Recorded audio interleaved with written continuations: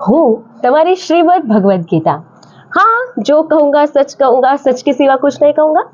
આ સાથે લાલ કપડામાં વીંટેલી તમે જોઈએ છે.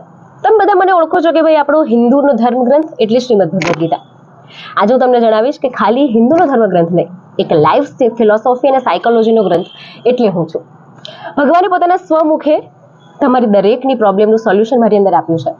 પણ દુઃખ મને ત્યારે થાય જ્યારે મોટિવેશનલ સ્પીકર પાસે જઈને ઘણી બધી ફીસ ભરીને સેમિનાર અટેન્ડ કરીને તમે ઇનડાયરેક્ટ રીતે નોલેજ તો મારું જ લઈ રહ્યા છો.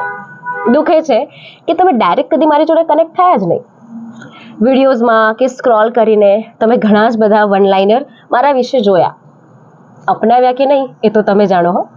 પણ કદી ખોલીને વાંચી ખરી મને કે હું ખરેખર શું છું? ખાલી અર્જુનનો વિષાદ કે અર્જુનના જ પ્રશ્ન દૂર નથી કર્યા આની અંદર પ્રભુએ. હા, હવે આજની એઆઈ અને ચેટ જીપીટીનો ફાસ્ટ જમાનો છે.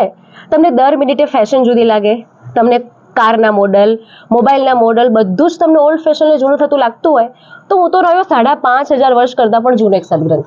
તમને રિલેટેબલ કઈ રીતે લાગુ એ પ્રશ્ન તમને થાય, સ્વાભાવિક છે. પરંતુ તમામ કન્ફ્યુઝનનું સોલ્યુશન એટલે હું, શ્રીમદ્ ભગવદ ગીતા. તમને ખબર છે ભારતના પ્રથમ ગવર્નર જનરલ કોણ હતા? Warren Hastings. એ જ્યારે અહીંયા આવ્યા ને ત્યારે એમણે વાંચ્યું કે ભાઈ આ શ્રીમદ્ ભગવદ ગીતા વિશે કંઈક ચાલી રહ્યું છે. એમણે પોતાના અનુયાયી ચાર્લ્સને મોકલ્યા કે તમે જાઓ, કાશી જાઓ, સંસ્કૃત શીખીને મને કહો કે આ છે શું. એટલે 1785માં એમણે જ્યારે ભગવદ ગીતા વિશે જાણ્યું તો એમણે લંડનમાં એક સ્પેશિયલ રેકમેન્ડેશન કર્યું કે ભાઈ આપણે ત્યાં શ્રીમદ્ ભગવદ ગીતા શીખવાડવી જોઈએ.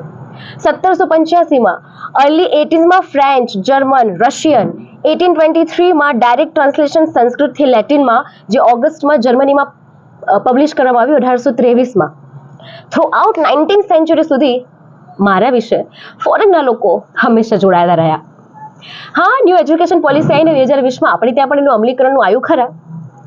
પરંતુ વાત એ છે કે મારી સાથે તમે જોડાવ છો ખરા? જે બહારથી લોકો આવ્યા એ લોકો મારા વિશે જાણી લીધું, એ લોકો સમજી ગયા.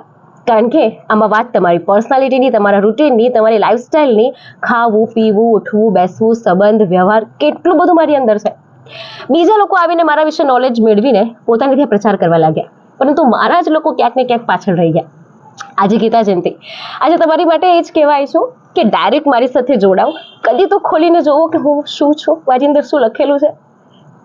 વિડીયોઝ જોવો છો તમે, સેમિનાર્સ અટેન્ડ કરો છો તમે, પરંતુ મને ખોલીને વાંચો કે એકચ્યુઅલી